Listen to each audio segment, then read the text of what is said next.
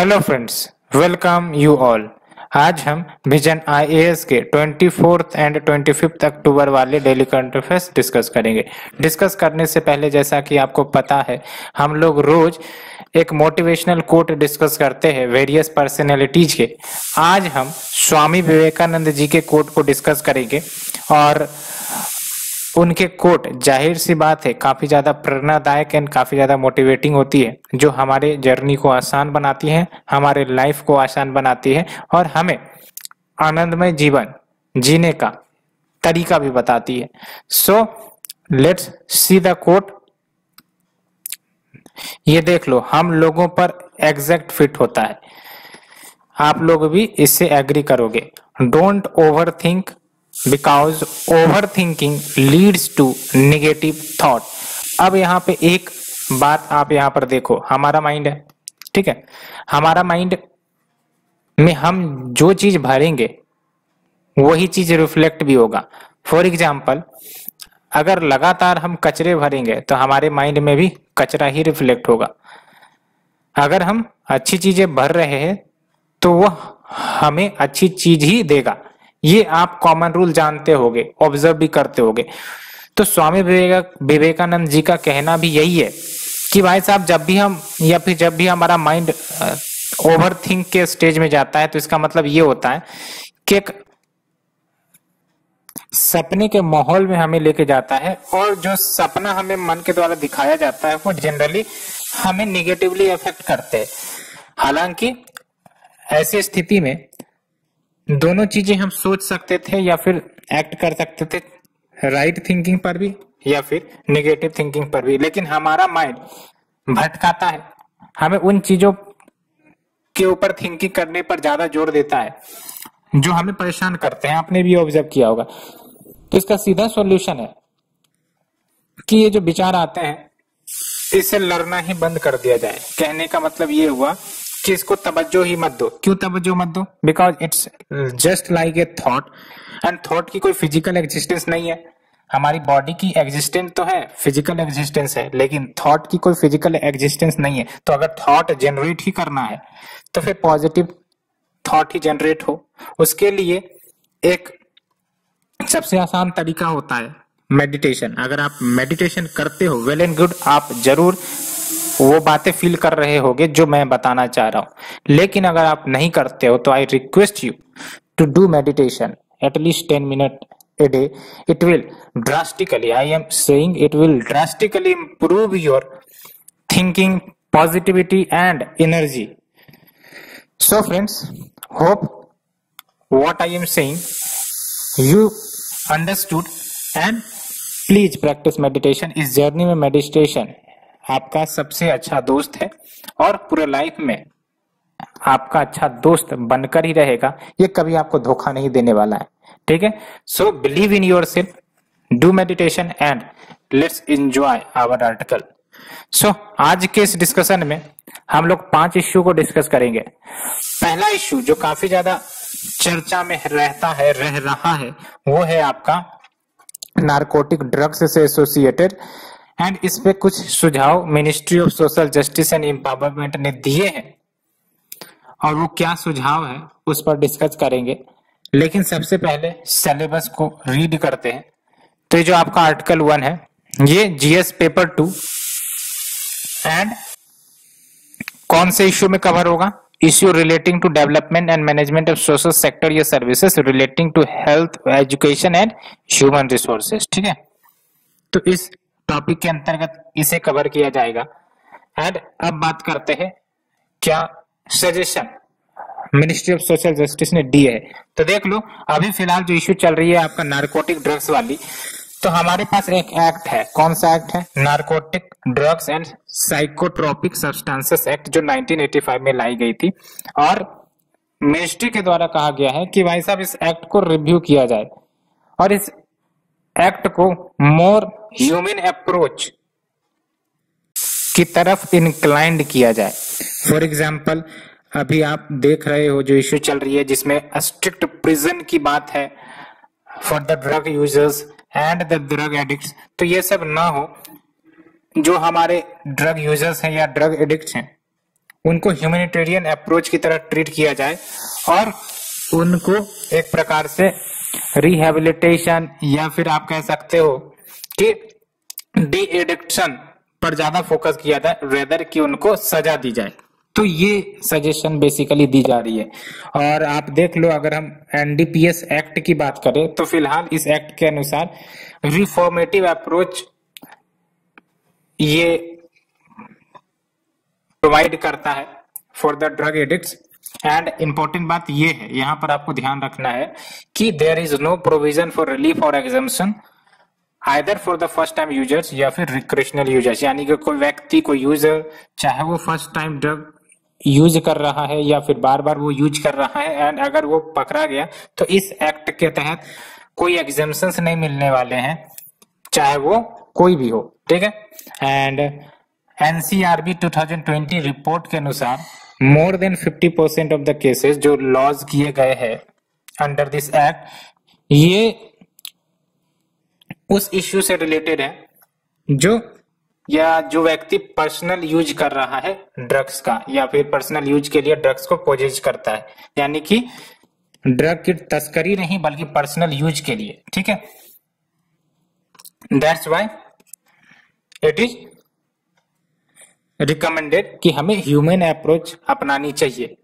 And अन्य क्या की सजेशंस दी गई हैं, तो अगर हम बात करें अन्य की सजेशन की, तो पहली बात तो ये कि डीक्रिमिनलाइज किया जाए अगर स्मॉल क्वांटिटीज ऑफ ड्रग्स किसी के द्वारा पोज की जाती है और वो ड्रग्स बेसिकली पर्सनल कंजम्पशन के लिए यूज किए जा रहे हैं या जाते हैं, ठीक है। एंड दूसरी इंपॉर्टेंट बात कि जो पेनल्टीज दी जाती है अंडर द एनडीपीएस एक्ट, वो क्वांटिटी ऑफ ड्रग्स के आधार पर डिपेंडेंट होती है, यानी कि जितनी ज्यादा क्वांटिटी बरामद होगी उतनी हायर सजा मिलेगी, ठीक है।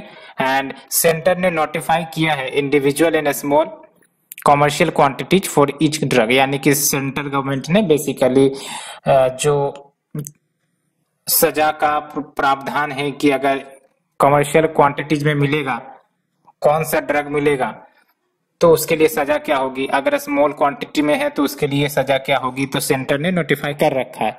जो अन्य सजेशन है वो बेसिकली कि उनको जो ये ड्रग यूज करते हैं या फिर ड्रग्स के ऊपर डिपेंडेंट है अपने लाइफ की सर्वाइवलिटी के लिए, उनको विक्टिम की तरह एक्ट किया जाए। अब हम अगर बात करें विक्टिम की एक्ट या ट्रीट किया जाए तो इसका मतलब क्या हुआ कि फोकस हमारा सेंटेंस या फिर जेल देने का ना हो बल्कि उनको डी एडिक्ट करने का हो, उनको रिहेबिलिट करने का हो, सो दैट वो नशा मुक्त हो सके और अपना एक बेटर लाइफ जी सके, ना कि हम उनको बार बार जेल में डाल दें, ठीक है। तो यहाँ पर एक इंपॉर्टेंट सजेशन आप रिकमेंड या नोट कर सकते हो। एंड अन्य सजेशन की बात करें तो कहा गया है कि there should be national fund जो कंट्रोल करेगा ड्रग अब्यूज को और उसका इस्तेमाल डी एडिक्शन प्रोग्राम्स को चलाने के लिए किया जाना चाहिए। तो नेशनल फंड हो और उस फंड का इस्तेमाल डी एडिक्शन प्रोग्राम चलाने के लिए किया जाए, रेदर कि हम पॉलिसिंग एक्टिविटी यानी कि निगरानी करे, नजर रखे, इन सब पर खर्चे करने के बजाय हम लोग डी एडिक्शन प्रोग्राम चलाएं और इन प्रोग्राम्स को जन जन तक स्प्रेड करें। एंड फिर देख लो अंडर द एनडीपीएस एक्ट जो शेल प्रोसीड है ऑफ एनी प्रॉपर्टी जो जब्त करी गई है या फिर ग्रांट अगर मेड करा गया है किसी व्यक्ति के द्वारा या फिर किसी इंस्टीट्यूशन के द्वारा या फिर अगर कोई इन्वेस्टमेंट किया है और उससे जो इनकम जनरेट हो रही है तो ये इस फंड में जाएगा, है ना। तो इस फंड की सोर्सिंग कहाँ से होगी, या तो आपका जो प्रॉपर्टी फोर्टिफाई की जाती है तो उसको जो बेचा जाएगा तो वहां से जो पैसे आएंगे वो इसमें डाले जा सकते हैं। ग्रांट अगर कोई व्यक्ति दे रहा है या कोई इंस्टीट्यूशन ग्रांट दे रहा है तो वो पैसे यहाँ आ सकते हैं, या फिर इन्वेस्टमेंट अगर किया है वहां से जो इनकम आ रही है तो वहां के भी पैसे इसमें जा सकते हैं। तो मल्टीपल सोर्सेस से फंडिंग करी जाएगी इस नेशनल फंड को, ठीक है।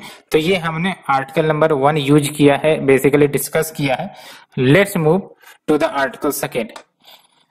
Ministry of power notifies rules for the sustainability of the electricity sector and promotion of clean energy. पहली बात तो आपको याद ये रखना है, अगर मेंस के क्वेश्चन के ट्रेंड देखें तो गवर्नमेंट के द्वारा क्या इनिशिएटिव ली जा रही है। दूसरी इंपॉर्टेंट बात ये कि आपका इफिकेसी को जांचेगा, ठीक है, यानी कि कितना हद तक भारत ने क्लीन एनर्जी के क्षेत्र में अच्छा काम किया है, इसको जज करने के लिए भी बोला जा सकता है। तो हमें क्वेश्चंस के आधार पर अपने टॉपिक को पढ़ने चाहिए, ठीक है। तो आप देख सकते हो कि भारत का क्या क्या प्रयास है एनर्जी को क्लीन एनर्जी में प्रमोट करने के लिए, इसे डिस्कस करेंगे। पहली बात तो सिलेबस को डिस्कस कर लेते हैं। तो देख लो, ये आपका आर्टिकल नंबर 2 है वो डिस्कस होगा।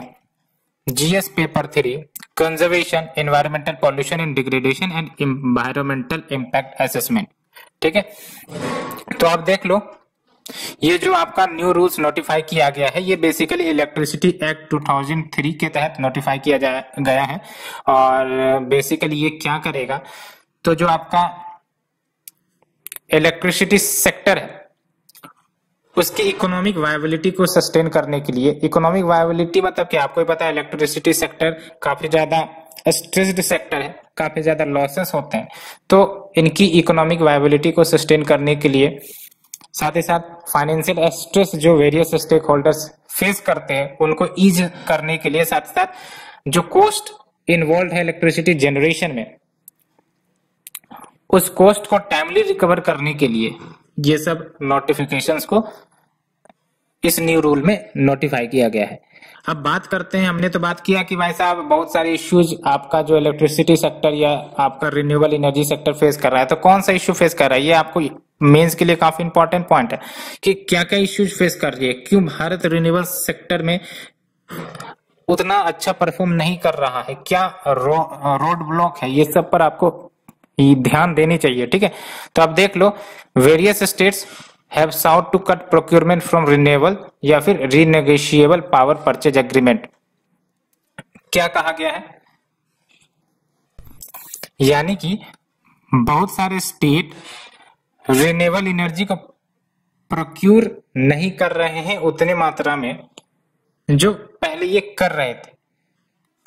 और आपने रीनेगोशिएबल पावर परचेज एग्रीमेंट सुना होगा, जिसके तहत क्या होता है कि जो आपके रिन्यूएबल एनर्जी होंगे वो खरीदे जाएंगे डिस्कॉम्स के द्वारा from the renewable energy producer.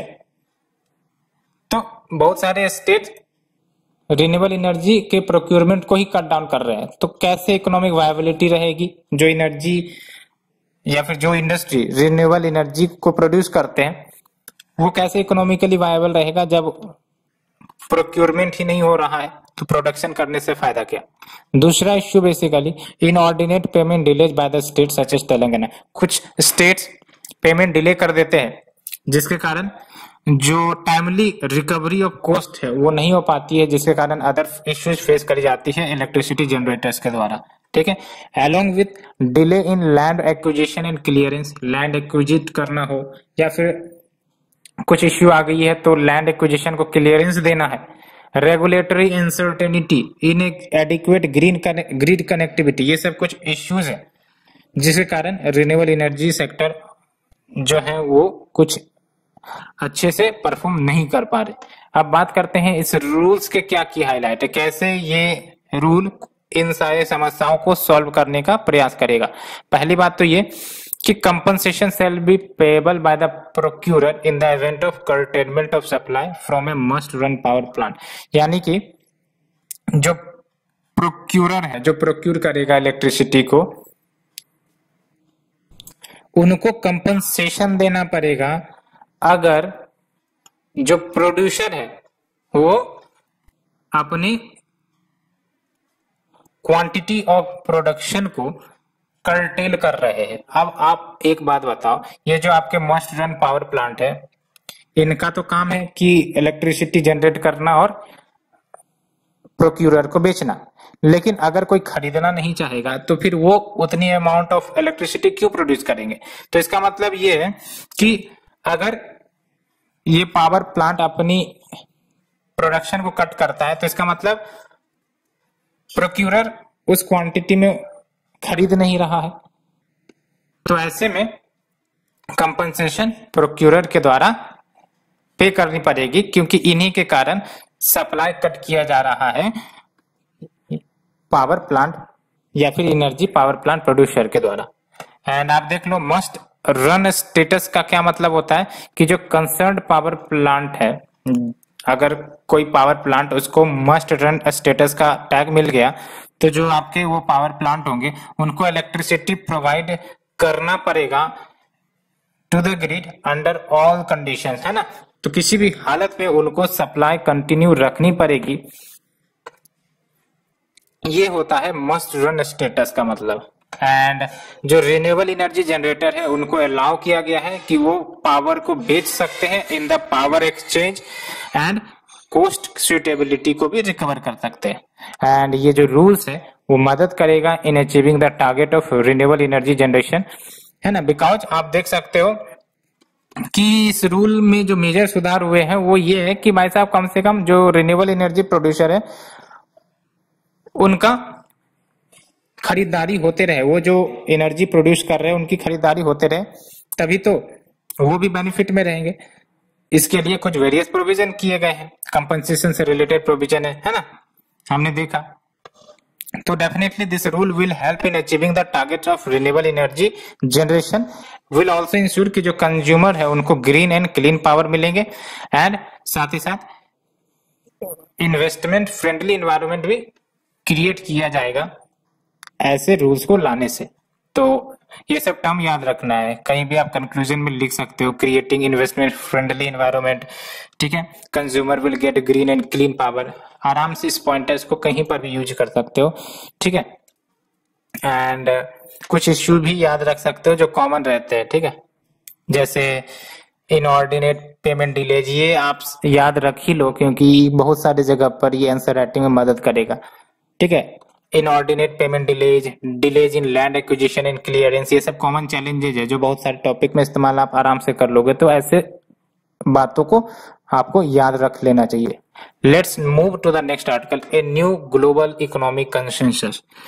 क्या है भाई साहब ये न्यू ग्लोबल इकोनॉमिक कंसेंसस, इसकी बात करेंगे। सबसे पहले सिलेबस पर नजर डालते हैं। ये आपका GS paper 2 bilateral regional and global groupings and agreements involving India and or affecting India's interest, इसमें कवर किया जाएगा, ठीक है। तो इश्यू क्या है, तो अभी एक रिपोर्ट आई है, उस रिपोर्ट में G7 इकोनॉमिक रिजिलेंस पैनल, एक ग्रुप ऑफ बॉडी है बेसिकली, इस पैनल ने डिमांड किया है कि अभी जो फिलहाल रिलेशनशिप हमें देखने को मिलता है पब्लिक एंड प्राइवेट सेक्टर्स का, उस रिलेशनशिप में रेडिकल बदलाव किया जाए, तभी जाकर sustainable, equitable and resilient economy बन सकती है। ये with respect to global economy की बात हो रही है। अब बात यह है कि 1989 से एक रूल चल रहा है, उस रूल का नाम है आपका वॉशिंगटन कंसेंसस। इस कंसेंसस के आधार पर होता क्या है कि ग्लोबल इकोनॉमी में कौन से रूल्स लागू होंगे, कौन से रूल्स लागू नहीं होंगे, उन सबको ये डिफाइन करता है और इन सब रूल्स को मद्देनजर रखते हुए आपका ग्लोबल इकोनॉमी ऑपरेट करती है।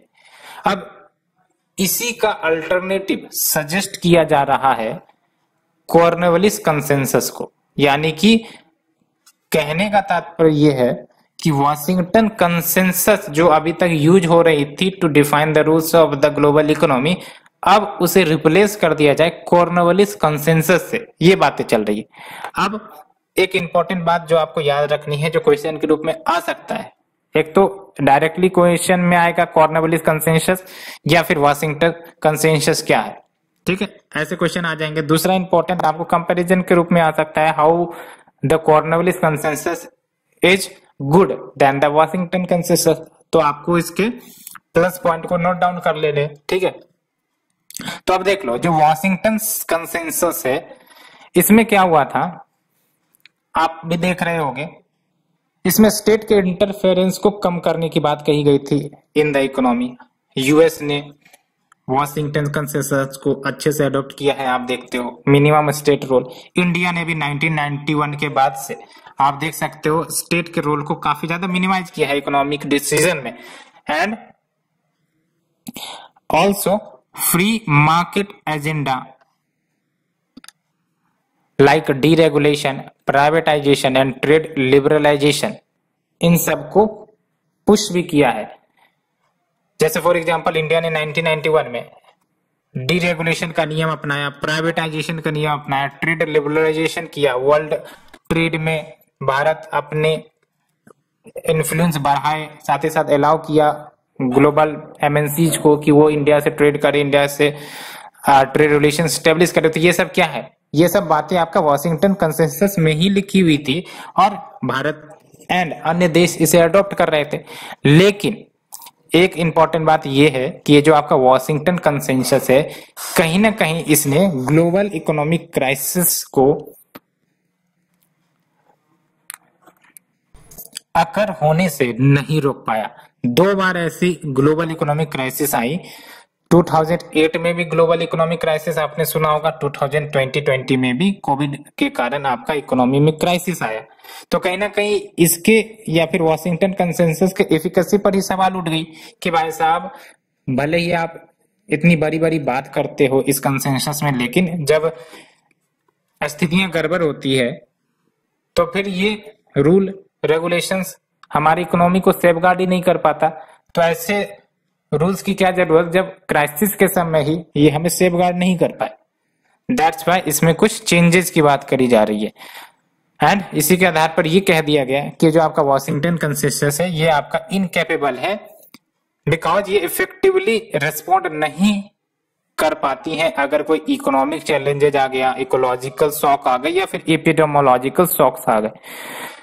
तो अब बात करते हैं ये जो कॉर्नवालिस कंसेंसस है, जो कमिटमेंट्स को रिफ्लेक्ट करता है, जो G7 समिट हुई थी कॉर्नवॉल इंग्लैंड लास्ट जून में, तो उसी के बातों को ये कंसेंसस दोहराता है और ये कहा जा रहा है कि ये जो आपका सीसी है ये ऐसे जो शॉक्स अकर करते हैं ग्लोबल लेवल पर, जो इकोनॉमी इकोलॉजी को इम्पैक्ट करते हैं, वो कहीं ना कहीं अच्छा साबित होगा। यानी कि ये रूल्स एंड रेगुलेशन बेटर साबित होंगे कॉर्नवालिस वॉशिंगटन कंसेंसस से अगर कोई शॉक्स आती है तो अगर हम बात करें क्या की फीचर है इस कॉर्नवालिस कंसेंसस की, तो ये ग्लोबल इकोनॉमिक गवर्नेंस में रिफॉर्म लाएगा, रिफॉर्म में एक्सेलरेशन मजबूती प्रदान करेगा सो दैट कॉमन गुड हो सके एंड कलेक्टिव मैकेनिज्म एस्टेब्लिश करने की भी बात करी गई है so that monitor assessment and investment किया जाए to deal with the emergent economic environmental और geopolitical risk as well as sustainable development goals जो 17 टारगेट है, 17 एसडीजी जो 2030 तक हमें फुलफिल करने हैं, उसमें इन्वेस्टमेंट को भी ये बढ़ावा देगा, डिजिटल इंक्लूजन पर ज्यादा फोकस रहेगा, टैक्स इवेजन को एलिमिनेट करने पर भी इसका फोकस रहेगा, as well as facilitate full access for developing countries to global markets. यानी कि एक प्रोविजन ये भी है इसमें कि हम डेवलपिंग कंट्रीज को फुल एक्सेसिबिलिटी प्रोवाइड करेंगे ग्लोबल मार्केट्स के रेस्पेक्ट में। ठीक है, तो इसे हमने डिस्कस किया। Let's move to the next article. ये काफी इंपॉर्टेंट आर्टिकल है वैसे अगर देखा जाए तो, ठीक है। And let's move to the next article. United Nation day celebrated on 24 October.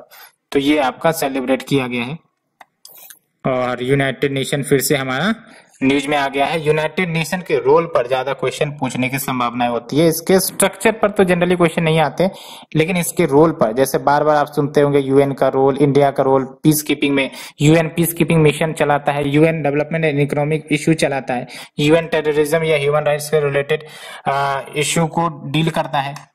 तो इंडिया का बार बार आपको रेस्पेक्ट में पूछ सकता है, जैसे इंडिया का रोल क्या है पीस कीपिंग मिशन में, इंडिया का रोल क्या है डेवलपमेंट एंड इकोनॉमिक इश्यूज में, इंडिया का रोल क्या है टू डील विद टेररिज्म या ह्यूमन राइट्स, इंडिया का रोल क्या है रिफॉर्म्स या रिस्ट्रक्चरिंग ऑफ यूएन को लेकर, है ना, या फिर इंडिया किस ग्राउंड पर रिफॉर्म एंड रिस्ट्रक्चरिंग की बात करता है। तो ऐसे ऐसे कुछ क्वेश्चंस है जो न्यूज में रहते हैं, तो हमें इस एंगल से फोकस करने हैं। ठीक है, तो अगर हम सिलेबस की बात करें तो ये आपका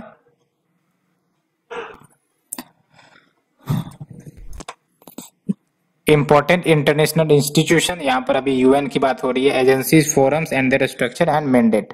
ठीक है। तो लेट्स डिस्कस दिस आर्टिकल। 24 अक्टूबर का क्या सिग्निफिकेंस है अगर हम यूएन के रेस्पेक्ट में बात करें?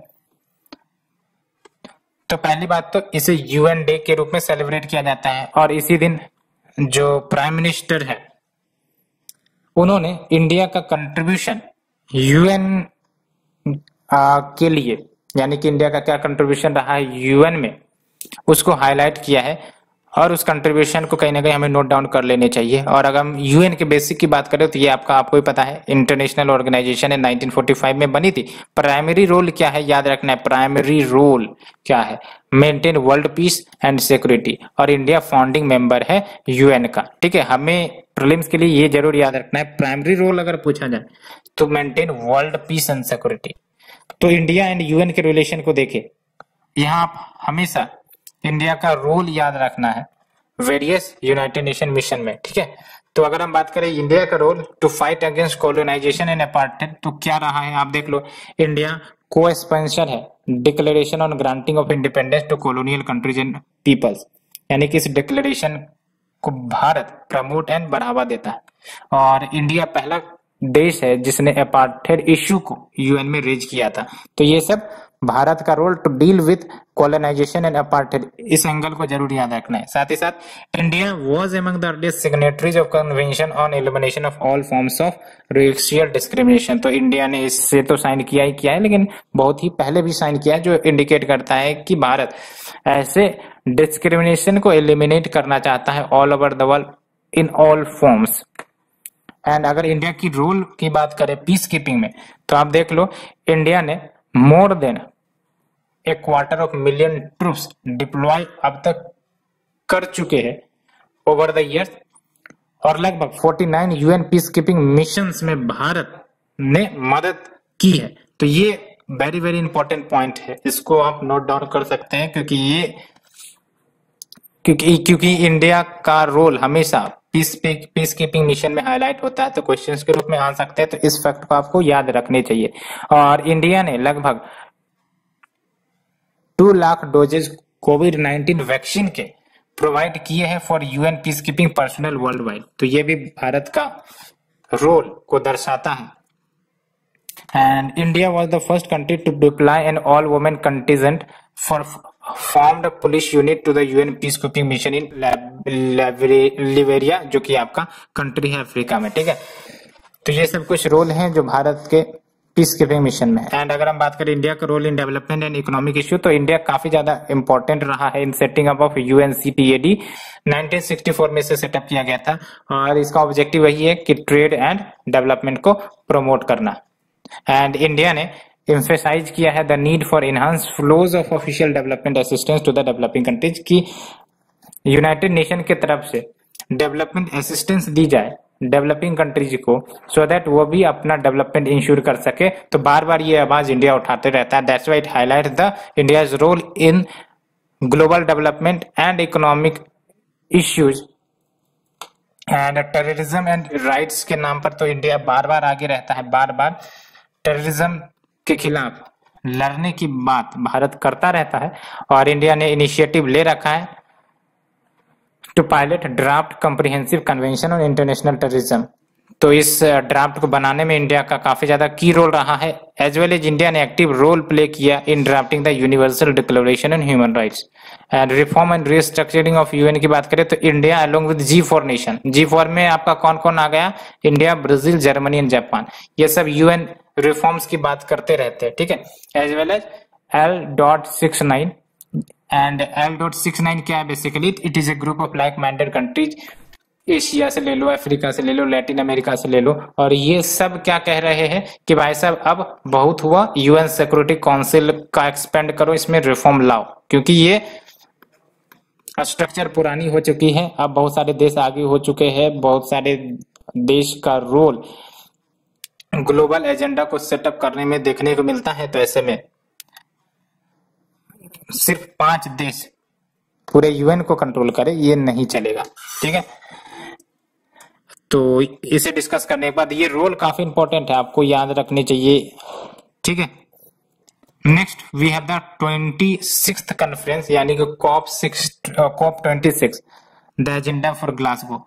तो ये जो आपका UNFCCC है ना, United Nation conference on climate change, इसका COP26 मीटिंग होने वाला है ग्लासगो में, तो उसी को लेकर आगे की एजेंडा किस टॉपिक पर बात होगी इसे इस आर्टिकल में डिस्कस किया है। तो अगर हम बात करें सिलेबस की तो वही आपका एनवायरनमेंट से रिलेटेड इश्यू होगा ये, ठीक है। लाइक देख लो आप, conservation, environmental pollution and degradation, environmental impact assessment. So let's discuss the article. तो आप देख लो, ये जो COP26 है, ये COP26 COP21 बार बार सुनते रहते होगे। ये क्या है, जो बेसिकली UNFCCC के मेंबर पार्टीज हैं वो सब एक साथ मिलते हैं और कॉन्फ्रेंस करते हैं, उसी को कहा जाता है कॉन्फ्रेंस ऑफ पार्टीज। तो अभी 26 कॉन्फ्रेंस ऑफ पार्टी होने वाली है, दैट्स वाई ये नाम आपको देखने को मिलता है। तो ये जो आपका COP26 है वो आपका नेक्स्ट वीक ग्लासगो में होगा और इसमें बेसिकली रूल्स को फाइनलाइज करने की बात होगी जो 2015 पेरिस एग्रीमेंट हुआ था क्लाइमेट के ऊपर। तो क्या रूल्स हो इसके लिए कि कैसे आगे बढ़ा जाए to achieve the target of Paris agreement, इस पर बात होगी। वैसे तो इस रूल को 2018 तक ही बन जाने चाहिए थे, लेकिन डिले होता गया। ये दिखाता है कि हम लोग कहीं ना कहीं सीरियसनेस नहीं दिखा रहे हैं क्लाइमेट चेंज को डील करने के लिए। एंड जो आपका एनुअल क्लाइमेट चेंज मीटिंग्स है ये बेसिकली UN बैक्ड प्रोसेस है जो 1990s में ही इनिशिएट हुए थे, व्हेन द वर्ल्ड रियलाइज्ड कि भाई साहब ग्रीन हाउस गैसेस जो है काफी ज्यादा इंक्रीमेंट टेम्परेचर में कर रहा है, ग्लोबल टेम्परेचर में कर रहा है, हमें इसे कम करना है। दैट्स व्हाई कंसर्न्स जाहिर हुई थी। उसके बाद मेंबर कंट्रीज बने, UNFCCC आया, रियो दी जेनेरियो कॉन्फ्रेंस के बाद, एंड उसके बाद various discussion conference of parties की वेरियस एग्रीमेंट होती चली गई। तो क्या की डिस्कशन एरियाज है COP26 का, यानी कि जब ये सब पार्टीज बैठेंगी तो कौन कौन से टॉपिक पर फोकस करेंगे। हमें ये भी याद रखना है कि अभी फिलहाल पेरिस क्लाइमेट जो आपके एग्रीमेंट है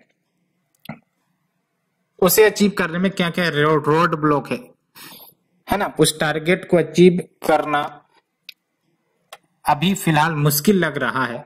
तो क्या रोड ब्लॉक हैं जो उस टारगेट को अचीव करने से रोक रहे हैं, तो थोड़ा सा आपको इस एंगल से जरूर सोचना चाहिए।